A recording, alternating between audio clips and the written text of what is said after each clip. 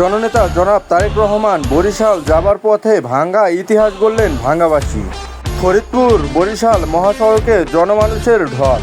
ফরিদপুর 4 আসনের জননেতা শহীদুল ইসলাম বাবুল ভাইয়ের নেতৃত্বে বিশাল এক জনসমুদ্রে পরিণত হয় ভাঙ্গা।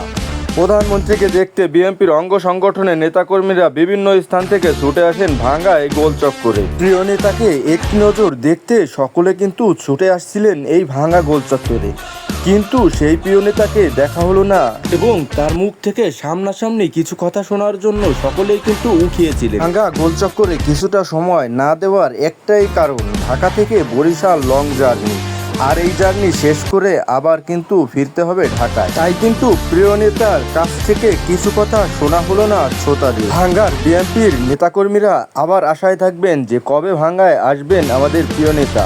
সেই দিনের অপেক্ষায় থাকবেন ভাঙ্গার বিএনপির অঙ্গ সংগঠনের নেতাকর্মীরা। ভিডিওটি শেয়ার করে ছড়িয়ে দিন প্রিয় নেতা তারেক রহমানের কাছে।